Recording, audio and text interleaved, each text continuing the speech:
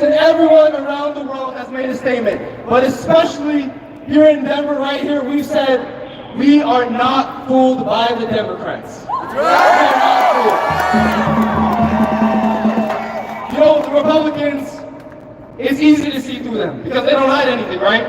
You got Trump saying we have to finish the problem. He's saying the October 7th uprising happened because the United States went too soft. Jared Kushner, his senior advisor, and his son-in-law, as last week said, Gaza is valuable property. These people obviously don't care. But it's the Democrats that try to deceive us through trickery and language.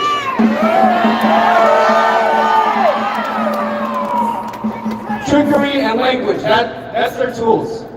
But it's really easy to see through that. I think everyone here and many millions more are seeing through the facade. And the thing is, the Democrats, they can try to lie forever, but the true colors will always show. So how do we know that these people are liars? Well, there's been 100 things stated today, but one thing that also tells us their true colors is, well, what was their position on apartheid in America? Our president, literally our president right now, like in this second, is Joe Biden, an open segregationist. Open Zionist. He openly supported Jim Crow apartheid, and it's interesting, right? How can someone who supported apartheid here in America be our president? Well, trickery and language. Their tactics have not changed. And Joe Biden, when he was a senator for Delaware, he fought against segregation by fighting against legislation that would be able to give the ability for black kids to go to school with white kids. He openly fought against it. He even said he doesn't want his kids to be in a racial jungle.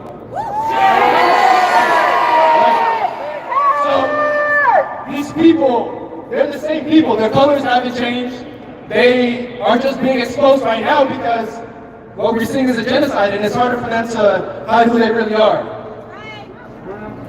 And one thing about them, you might wonder, how did Joe Biden get away with it, right? Well, he covered his language with making the debate about parents' rights, local control, and forced busing. That's how he did it. And that's how they're doing it today, but it's easy. It's easy to see through them. So we gotta say to them, shame! Shame! Shame! Shame, Colorado Democrats! Shame to all of them! And it's over. We can see right through them. And that's right. And the thing about the Colorado Democratic machine is that they fall in line top to bottom. You can think of the most progressive Democrat, maybe AOC, for example, right? In an NBC interview, they asked her, is the president supporting genocide? How many answers can you think of that question? How many? What? Exactly. What? Okay, I'm not crazy. Good. She could not answer that question. The most progressive. So, we've known this in Denver. That's why we've been here for 6 months. The people's movement is what will make the change. We will make the change. We will fight with Palestine till the end.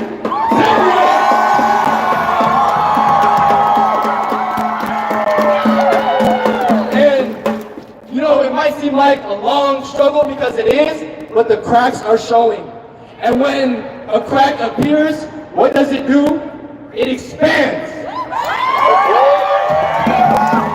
And that's what we're here to do. Israel is isolated. It's isolated. As Abdullah said, the Canadian Parliament passed a resolution to stop sending arms to Israel. That's one. Even Chuck Schumer, y'all, is even calling out Netanyahu. So take these little things, but they add up, and they're showing that there are cracks in the empire. And it's our job to support the Palestinian resistance until the occupation is over.